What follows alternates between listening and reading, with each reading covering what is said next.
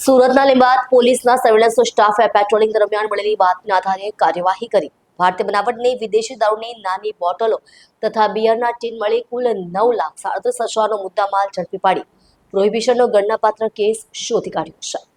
મળતી માહિતી મુજબ લીંબાદ પોલીસ સર્વેલન્સ સ્ટાફના ASI Dilipsinh, head constable Mayursinh તથા પોલીસ કોન્સ્ટેબલ કૃપાલસિંહ પેટ્રોલિંગમાં હતા. દરમિયાન ખાનગી અને વિશ્વાસુ બાતમીદાર મારફતે માહિતી મળી હતી કે સફેદ રંગના ટાટા ઇન્ટ્રા 4-વ્હીલર ટેમ્પોમાં ઇંગ્લિશ દારૂનો જથ્થો ભરી એક શખ્સ લીંબાયતના મહાપ્રભુનગર સર્કલ થઈ મમતા સિનેમા તરફથી પસાર થવાનો છે. બાતમીના આધારે પોલીસે ટેકનિકલ વર્કઆઉટ કરી વોચ ગોઠવી હતી. દરમિયાન મમતા સિનેમા પાસેથી શંકાસ્પદ ટેમ્પોને અટકાવી તપાસ કરતા તેમાં અલગ અલગ બ્રાન્ડની ભારતીય બનાવટની વિદેશી દારૂની કાચની તથા પ્લાસ્ટિકની નાની બોટલો અને બિયરના ટીન મળી કુલ 2,880 નંગ કિંમત ₹5,79,840નો જથ્થો મળી આવ્યો હતો. પોલીસે દારૂના જથ્થા ઉપરાંત અંદાજે ₹3,50,000ની કિંમતનો ટાટા ઇન્ટ્રા ટેમ્પો અને ₹8,000ની કિંમતનો મોબાઈલ ફોન મળી કુલ